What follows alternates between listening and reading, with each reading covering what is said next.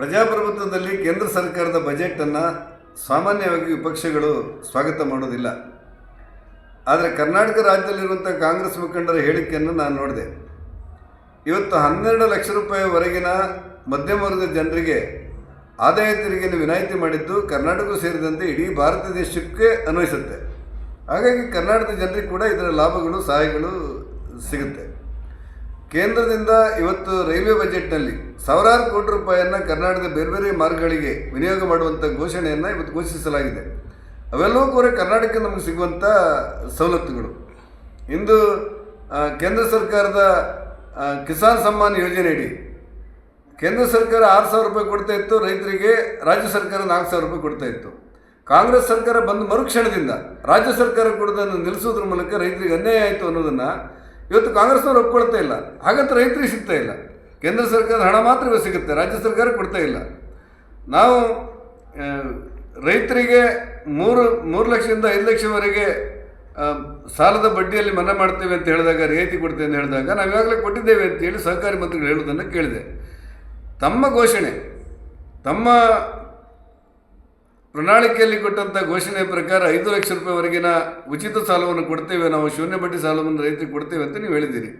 ಇಲ್ಲಿವರೆಗೆ ರಾಜ್ಯದಲ್ಲಿ ಯಾವ ರೈತರಿಗೆ ಕೂಡ 5 ಲಕ್ಷ ರೂಪಾಯಿಯನ್ನು ಶೂನ್ಯ ಬಡ್ಡಿ ಸಾಲದಲ್ಲಿ ಕೊಟ್ಟಂಥ ಉದಾಹರಣೆಗಳು ಕಂಡು ಬರ್ತಾ ಇಲ್ಲ.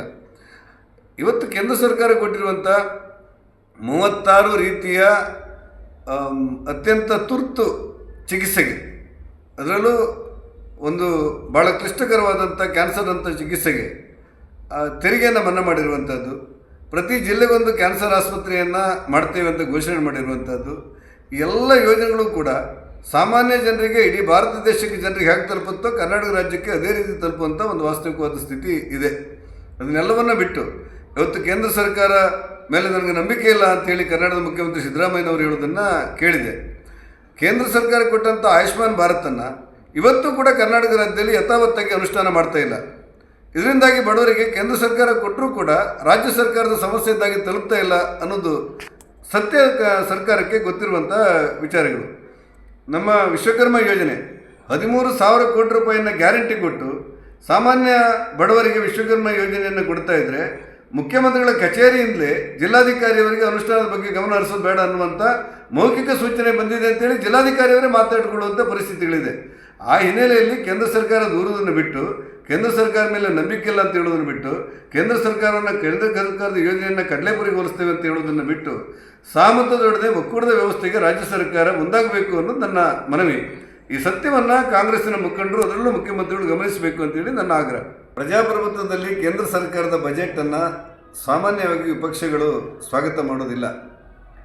ಆದರೆ ಕರ್ನಾಟಕ ರಾಜ್ಯದಲ್ಲಿರುವಂಥ ಕಾಂಗ್ರೆಸ್ ಮುಖಂಡರ ಹೇಳಿಕೆಯನ್ನು ನಾನು ನೋಡಿದೆ. ಇವತ್ತು 12 ಲಕ್ಷ ರೂಪಾಯಿವರೆಗಿನ ಮಧ್ಯಮ ವರ್ಗದ ಜನರಿಗೆ ಆದಾಯ ತೆರಿಗೆಯನ್ನು ವಿನಾಯಿತಿ ಮಾಡಿದ್ದು ಕರ್ನಾಟಕ ಸೇರಿದಂತೆ ಇಡೀ ಭಾರತ ದೇಶಕ್ಕೆ ಅನ್ವಯಿಸುತ್ತೆ. ಹಾಗಾಗಿ ಕರ್ನಾಟಕದ ಜನರಿಗೆ ಕೂಡ ಇದರ ಲಾಭಗಳು ಸಹಾಯಗಳು ಸಿಗುತ್ತೆ. ಕೇಂದ್ರದಿಂದ ಇವತ್ತು ರೈಲ್ವೆ ಬಜೆಟ್ನಲ್ಲಿ ಸಾವಿರಾರು ಕೋಟಿ ರೂಪಾಯಿಯನ್ನು ಕರ್ನಾಟಕದ ಬೇರೆ ಬೇರೆ ಮಾರ್ಗಗಳಿಗೆ ವಿನಿಯೋಗ ಮಾಡುವಂಥ ಘೋಷಣೆಯನ್ನು ಇವತ್ತು ಘೋಷಿಸಲಾಗಿದೆ. ಅವೆಲ್ಲವೂ ಕೂಡ ಕರ್ನಾಟಕಕ್ಕೆ ನಮಗೆ ಸಿಗುವಂಥ ಸವಲತ್ತುಗಳು. ಇಂದು ಕೇಂದ್ರ ಸರ್ಕಾರದ ಕಿಸಾನ್ ಸಮ್ಮಾನ್ ಯೋಜನೆಯಡಿ ಕೇಂದ್ರ ಸರ್ಕಾರ 6,000 ರೂಪಾಯಿ ಕೊಡ್ತಾ ಇತ್ತು ರೈತರಿಗೆ, ರಾಜ್ಯ ಸರ್ಕಾರ 4,000 ರೂಪಾಯಿ ಕೊಡ್ತಾ ಇತ್ತು. ಕಾಂಗ್ರೆಸ್ ಸರ್ಕಾರ ಬಂದ ಮರುಕ್ಷಣದಿಂದ ರಾಜ್ಯ ಸರ್ಕಾರ ಕೊಡೋದನ್ನು ನಿಲ್ಲಿಸೋದ್ರ ಮೂಲಕ ರೈತರಿಗೆ ಅನ್ಯಾಯ ಆಯಿತು ಅನ್ನೋದನ್ನು ಇವತ್ತು ಕಾಂಗ್ರೆಸ್ನವ್ರು ಒಪ್ಕೊಳ್ತಾ ಇಲ್ಲ. ಹಾಗಂತ ರೈತರಿಗೆ ಸಿಗ್ತಾ ಇಲ್ಲ. ಕೇಂದ್ರ ಸರ್ಕಾರದ ಹಣ ಮಾತ್ರ ಸಿಗುತ್ತೆ, ರಾಜ್ಯ ಸರ್ಕಾರ ಕೊಡ್ತಾ ಇಲ್ಲ. ನಾವು ರೈತರಿಗೆ 3 ಲಕ್ಷದಿಂದ 5 ಲಕ್ಷವರೆಗೆ ಸಾಲದ ಬಡ್ಡಿಯಲ್ಲಿ ಮನ್ನಾ ಮಾಡ್ತೇವೆ ಅಂತ ಹೇಳಿದಾಗ, ರಿಯಾಯಿತಿ ಕೊಡ್ತೇವೆ ಅಂತ ಹೇಳಿದಾಗ ನಾವು ಇವಾಗಲೇ ಕೊಟ್ಟಿದ್ದೇವೆ ಅಂತೇಳಿ ಸಹಕಾರಿ ಮಂತ್ರಿಗಳು ಹೇಳುವುದನ್ನು ಕೇಳಿದೆ. ತಮ್ಮ ಘೋಷಣೆ, ತಮ್ಮ ಪ್ರಣಾಳಿಕೆಯಲ್ಲಿ ಕೊಟ್ಟಂಥ ಘೋಷಣೆಯ ಪ್ರಕಾರ 5 ಲಕ್ಷ ರೂಪಾಯಿವರೆಗಿನ ಉಚಿತ ಸಾಲವನ್ನು ಕೊಡ್ತೇವೆ, ನಾವು ಶೂನ್ಯ ಬಡ್ಡಿ ಸಾಲವನ್ನು ರೈತರಿಗೆ ಕೊಡ್ತೇವೆ ಅಂತ ನೀವು ಹೇಳಿದ್ದೀರಿ. ಇಲ್ಲಿವರೆಗೆ ರಾಜ್ಯದಲ್ಲಿ ಯಾವ ರೈತರಿಗೆ ಕೂಡ 5 ಲಕ್ಷ ರೂಪಾಯಿಯನ್ನು ಶೂನ್ಯ ಬಡ್ಡಿ ಸಾಲದಲ್ಲಿ ಕೊಟ್ಟಂಥ ಉದಾಹರಣೆಗಳು ಕಂಡು ಬರ್ತಾ ಇಲ್ಲ. ಇವತ್ತು ಕೇಂದ್ರ ಸರ್ಕಾರ ಕೊಟ್ಟಿರುವಂಥ 36 ರೀತಿಯ ಅತ್ಯಂತ ತುರ್ತು ಚಿಕಿತ್ಸೆಗೆ, ಅದರಲ್ಲೂ ಒಂದು ಭಾಳ ಕ್ಲಿಷ್ಟಕರವಾದಂಥ ಕ್ಯಾನ್ಸರ್ ಅಂತ ಚಿಕಿತ್ಸೆಗೆ ತೆರಿಗೆಯನ್ನು ಮನ್ನಾ ಮಾಡಿರುವಂಥದ್ದು, ಪ್ರತಿ ಜಿಲ್ಲೆಗೊಂದು ಕ್ಯಾನ್ಸರ್ ಆಸ್ಪತ್ರೆಯನ್ನು ಮಾಡ್ತೇವೆ ಅಂತ ಘೋಷಣೆ ಮಾಡಿರುವಂಥದ್ದು, ಎಲ್ಲ ಯೋಜನೆಗಳು ಕೂಡ ಸಾಮಾನ್ಯ ಜನರಿಗೆ, ಇಡೀ ಭಾರತ ದೇಶಕ್ಕೆ ಜನರಿಗೆ ಹೇಗೆ ತಲುಪುತ್ತೋ ಕರ್ನಾಟಕ ರಾಜ್ಯಕ್ಕೆ ಅದೇ ರೀತಿ ತಲುಪುವಂಥ ಒಂದು ವಾಸ್ತವಿಕವಾದ ಸ್ಥಿತಿ ಇದೆ. ಅದನ್ನೆಲ್ಲವನ್ನು ಬಿಟ್ಟು ಇವತ್ತು ಕೇಂದ್ರ ಸರ್ಕಾರ ಮೇಲೆ ನನಗೆ ನಂಬಿಕೆ ಇಲ್ಲ ಅಂತೇಳಿ ಕರ್ನಾಟಕದ ಮುಖ್ಯಮಂತ್ರಿ ಸಿದ್ದರಾಮಯ್ಯನವರು ಹೇಳೋದನ್ನು ಕೇಳಿದೆ. ಕೇಂದ್ರ ಸರ್ಕಾರ ಕೊಟ್ಟಂಥ ಆಯುಷ್ಮಾನ್ ಭಾರತನ್ನು ಇವತ್ತು ಕೂಡ ಕರ್ನಾಟಕ ರಾಜ್ಯದಲ್ಲಿ ಯಥಾವತ್ತಾಗಿ ಅನುಷ್ಠಾನ ಮಾಡ್ತಾ ಇಲ್ಲ. ಇದರಿಂದಾಗಿ ಬಡವರಿಗೆ ಕೇಂದ್ರ ಸರ್ಕಾರ ಕೊಟ್ಟರೂ ಕೂಡ ರಾಜ್ಯ ಸರ್ಕಾರದ ಸಮಸ್ಯೆ ಇದ್ದಾಗಿ ತಲುಪ್ತಾ ಇಲ್ಲ ಅನ್ನೋದು ಸತ್ಯ ಸರ್ಕಾರಕ್ಕೆ ಗೊತ್ತಿರುವಂಥ ವಿಚಾರಗಳು.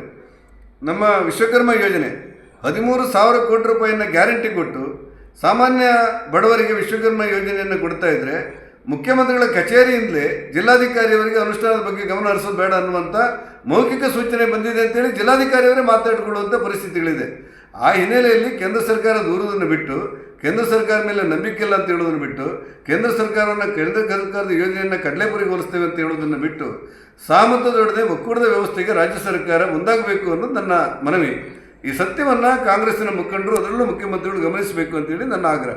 ಪ್ರಜಾಪ್ರಭುತ್ವದಲ್ಲಿ ಕೇಂದ್ರ ಸರ್ಕಾರದ ಬಜೆಟನ್ನು ಸಾಮಾನ್ಯವಾಗಿ ವಿಪಕ್ಷಗಳು ಸ್ವಾಗತ ಮಾಡೋದಿಲ್ಲ. ಆದರೆ ಕರ್ನಾಟಕ ರಾಜ್ಯದಲ್ಲಿರುವಂಥ ಕಾಂಗ್ರೆಸ್ ಮುಖಂಡರ ಹೇಳಿಕೆಯನ್ನು ನಾನು ನೋಡಿದೆ. ಇವತ್ತು 12 ಲಕ್ಷ ರೂಪಾಯಿವರೆಗಿನ ಮಧ್ಯಮ ವರ್ಗದ ಜನರಿಗೆ ಆದಾಯ ತೆರಿಗೆಯನ್ನು ವಿನಾಯಿತಿ ಮಾಡಿದ್ದು ಕರ್ನಾಟಕ ಸೇರಿದಂತೆ ಇಡೀ ಭಾರತ ದೇಶಕ್ಕೆ ಅನ್ವಯಿಸುತ್ತೆ. ಹಾಗಾಗಿ ಕರ್ನಾಟಕದ ಜನರಿಗೆ ಕೂಡ ಇದರ ಲಾಭಗಳು, ಸಹಾಯಗಳು ಸಿಗುತ್ತೆ. ಕೇಂದ್ರದಿಂದ ಇವತ್ತು ರೈಲ್ವೆ ಬಜೆಟ್ನಲ್ಲಿ ಸಾವಿರಾರು ಕೋಟಿ ರೂಪಾಯಿಯನ್ನು ಕರ್ನಾಟಕದ ಬೇರೆ ಬೇರೆ ಮಾರ್ಗಗಳಿಗೆ ವಿನಿಯೋಗ ಮಾಡುವಂಥ ಘೋಷಣೆಯನ್ನು ಇವತ್ತು ಘೋಷಿಸಲಾಗಿದೆ. ಅವೆಲ್ಲವೂ ಕೂಡ ಕರ್ನಾಟಕಕ್ಕೆ ನಮಗೆ ಸಿಗುವಂಥ ಸವಲತ್ತುಗಳು. ಇಂದು ಕೇಂದ್ರ ಸರ್ಕಾರದ ಕಿಸಾನ್ ಸಮ್ಮಾನ್ ಯೋಜನೆಯಡಿ ಕೇಂದ್ರ ಸರ್ಕಾರ 6,000 ರೂಪಾಯಿ ಕೊಡ್ತಾ ಇತ್ತು ರೈತರಿಗೆ, ರಾಜ್ಯ ಸರ್ಕಾರ 4,000 ರೂಪಾಯಿ ಕೊಡ್ತಾ ಇತ್ತು. ಕಾಂಗ್ರೆಸ್ ಸರ್ಕಾರ ಬಂದ ಮರುಕ್ಷಣದಿಂದ ರಾಜ್ಯ ಸರ್ಕಾರ ಕೊಡೋದನ್ನು ನಿಲ್ಲಿಸೋದ್ರ ಮೂಲಕ ರೈತರಿಗೆ ಅನ್ಯಾಯ ಆಯಿತು ಅನ್ನೋದನ್ನು ಇವತ್ತು ಕಾಂಗ್ರೆಸ್ನವ್ರು ಒಪ್ಕೊಳ್ತಾ ಇಲ್ಲ. ಹಾಗಂತ ರೈತರಿಗೆ ಸಿಗ್ತಾ ಇಲ್ಲ. ಕೇಂದ್ರ ಸರ್ಕಾರದ ಹಣ ಮಾತ್ರ ಸಿಗುತ್ತೆ, ರಾಜ್ಯ ಸರ್ಕಾರ ಕೊಡ್ತಾ ಇಲ್ಲ. ನಾವು ರೈತರಿಗೆ 3 ಲಕ್ಷದಿಂದ 5 ಲಕ್ಷವರೆಗೆ ಸಾಲದ ಬಡ್ಡಿಯಲ್ಲಿ ಮನ್ನಾ ಮಾಡ್ತೇವೆ ಅಂತ ಹೇಳಿದಾಗ, ರಿಯಾಯಿತಿ ಕೊಡ್ತೇವೆ ಅಂತ ಹೇಳಿದಾಗ ನಾವು ಈಗಾಗಲೇ ಕೊಟ್ಟಿದ್ದೇವೆ ಅಂತೇಳಿ ಸಹಕಾರಿ ಮಂತ್ರಿಗಳು ಹೇಳುವುದನ್ನು ಕೇಳಿದೆ.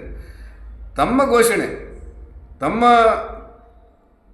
ಪ್ರಣಾಳಿಕೆಯಲ್ಲಿ ಕೊಟ್ಟಂಥ ಘೋಷಣೆಯ ಪ್ರಕಾರ 5 ಲಕ್ಷ ರೂಪಾಯಿವರೆಗಿನ ಉಚಿತ ಸಾಲವನ್ನು ಕೊಡ್ತೇವೆ, ನಾವು ಶೂನ್ಯ ಬಡ್ಡಿ ಸಾಲವನ್ನು ರೈತರಿಗೆ ಕೊಡ್ತೇವೆ ಅಂತ ನೀವು ಹೇಳಿದ್ದೀರಿ. ಇಲ್ಲಿವರೆಗೆ ರಾಜ್ಯದಲ್ಲಿ ಯಾವ ರೈತರಿಗೆ ಕೂಡ 5 ಲಕ್ಷ ರೂಪಾಯಿಯನ್ನು ಶೂನ್ಯ ಬಡ್ಡಿ ಸಾಲದಲ್ಲಿ ಕೊಟ್ಟಂಥ ಉದಾಹರಣೆಗಳು ಕಂಡು ಬರ್ತಾ ಇಲ್ಲ. ಇವತ್ತು ಕೇಂದ್ರ ಸರ್ಕಾರ ಕೊಟ್ಟಿರುವಂಥ 36 ರೀತಿಯ ಅತ್ಯಂತ ತುರ್ತು ಚಿಕಿತ್ಸೆಗೆ, ಅದರಲ್ಲೂ ಒಂದು ಭಾಳ ಕ್ಲಿಷ್ಟಕರವಾದಂಥ ಕ್ಯಾನ್ಸರ್ ಅಂಥ ಚಿಕಿತ್ಸೆಗೆ ತೆರಿಗೆಯನ್ನು ಮನ್ನಾ ಮಾಡಿರುವಂಥದ್ದು, ಪ್ರತಿ ಜಿಲ್ಲೆಗೊಂದು ಕ್ಯಾನ್ಸರ್ ಆಸ್ಪತ್ರೆಯನ್ನು ಮಾಡ್ತೇವೆ ಅಂತ ಘೋಷಣೆ ಮಾಡಿರುವಂಥದ್ದು, ಎಲ್ಲ ಯೋಜನೆಗಳು ಕೂಡ ಸಾಮಾನ್ಯ ಜನರಿಗೆ, ಇಡೀ ಭಾರತ ದೇಶಕ್ಕೆ ಜನರಿಗೆ ಹೇಗೆ ತಲುಪುತ್ತೋ ಕರ್ನಾಟಕ ರಾಜ್ಯಕ್ಕೆ ಅದೇ ರೀತಿ ತಲುಪುವಂಥ ಒಂದು ವಾಸ್ತವಿಕವಾದ ಸ್ಥಿತಿ ಇದೆ.